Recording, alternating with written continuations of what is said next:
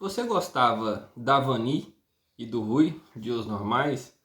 Ou da Fátima, entre tapas e beijos, das personagens interpretadas pela Fernanda Torres? Agora imagine a Vani ou a Fátima com uma pegada mais culta.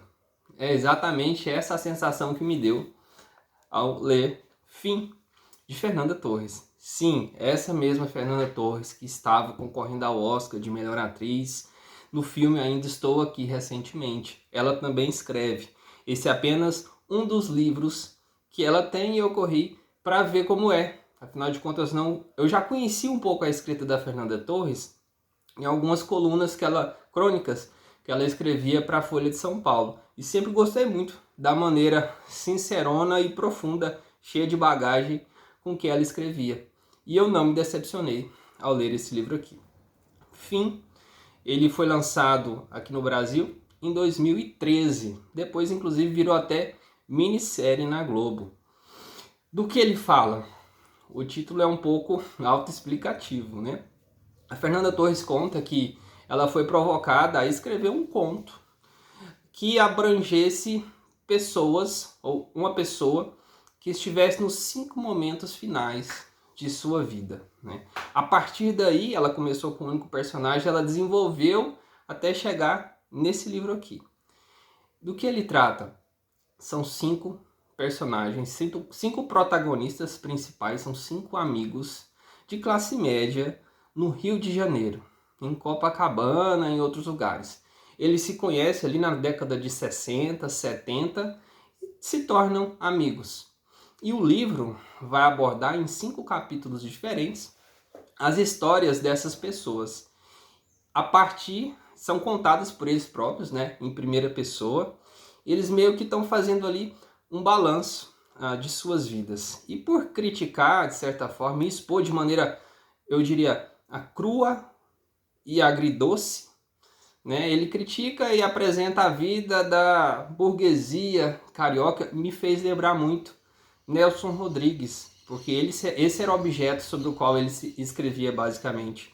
E de uma maneira, eu falei agridoce porque ela é amarga, em muita medida, mas ela também é bem-humorada. Essa também é uma marca central do Nelson Rodrigues, que eu sei que a Fernanda Torres, a mãe, a Fernandona, é uma admiradora. Eu tenho certeza que a Fernandinha, a filha da Fernanda Montenegro, também traz isso consigo, e para mim ficou claro lendo esse livro aqui. Vamos a ele. São 5 partes principais e já começa de uma forma impactante. São os 5 personagens: Álvaro, Silvio, Ribeiro, Neto e Ciro. E começa com a narração do Álvaro. O que é diferente? Tem a data do nascimento e a data do falecimento. E isso se repete ao longo dos 5 capítulos. O Álvaro, ele está narrando lá, ele já tem mais de 80 anos, e ele está fazendo um balanço ali, franco e do jeito dele amargo, né, acerca de sua vida. A princípio a gente pensa que cada capítulo o protagonista em primeira pessoa vai falar só de sua vida. Mas como eles são amigos, claro que teve momentos em que eram mais próximos, depois se afastam, às vezes se aproximam, acaba que dentro, por exemplo, da história por onde começa, que é a do Álvaro, a gente sabe um pouco dos outros 4, porque a vida deles se misturou muito, principalmente em um dado momento de sua vida. Começa a história, começa com o Álvaro contando, e ele já está idoso aqui, e ele está falando, refletindo, né, sobre a vida, e também sobre um elemento forte aqui, que é o que? A velhice, né? Ele, de maneira amarga e também meio humorado ao mesmo tempo, diz o seguinte: ele está ali falando do dia a dia dele. Morte lenta ao luso infame que inventou a calçada portuguesa. Maldito Dom Manuel e sua corja de tenentes eusébios. Quadrado de pedregulho irregular socados à mão. À mão. É claro que ia soltar. Ninguém reparou que ia soltar? Branco, preto, as ondas do mar de Copacabana. De que me servem as ondas do mar de Copacabana? me dê em chão liso, sem protuberâncias calcárias. Mosaico estúpido. Mania de mosaico. Joga concreto em cima e aplana. Buraco, cratera, pedra solta.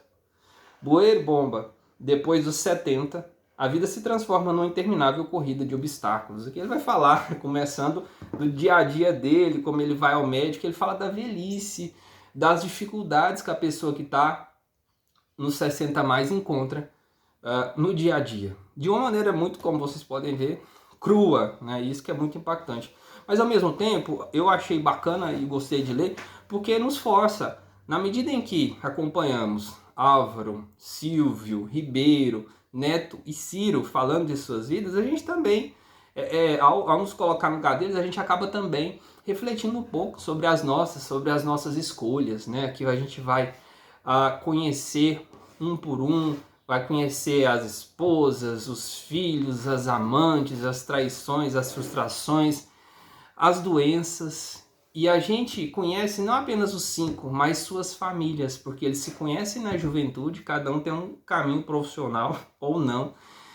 Mas a gente conhece seus filhos, suas esposas, seus divórcios, os problemas relativos aos divórcios. Então é uma grande reflexão sobre a nossa condição existencial, sobre a finitude, né? Por isso que é profundo, né? Ao mesmo tempo que é desbocado, ele é profundo e altamente reflexivo.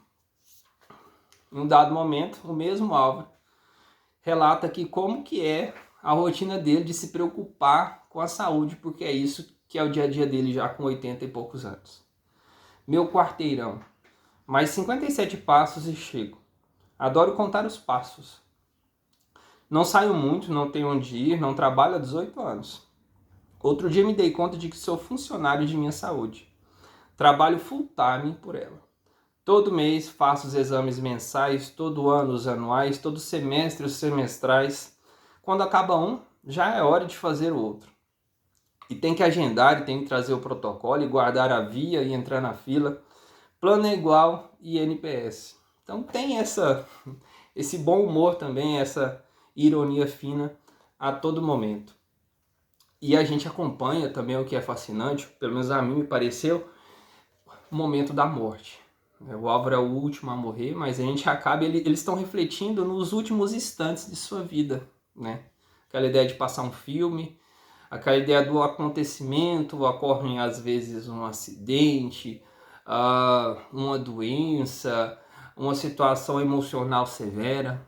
Há diversas formas, mas eles se unem no contexto de que estão fazendo uma reflexão e um balanço sobre sua vida, e a família entra na dança também. Em um dado momento a voz é passada à esposa do Álvaro, a Irene, é passada à filha do Álvaro, é passada à esposa do Neto, à esposa do Ciro, aos filhos deles, aqueles que não amadureceram. A gente tem aqui o Ribeiro, né, que eles nunca se envolveu muito a sério com alguém, e ele é tido como alguém muito infantil e já está na terceira idade também, e ele está refletindo sobre isso, sobre os erros, sobre os acertos de sua vida. Então eu achei estou com a minissérie na cabeça, um livro muito bom. Ele tem um caráter, como diria a própria autora, folhetinesco, né? Amores, paixões, traições, e ao mesmo tempo ele é permeado de reflexões existenciais bastante interessantes. Esse é um livro de 2013, eu ainda não conhecia, recomendo, fica aí a dica, leia Fim, da brasileira Fernanda Torres.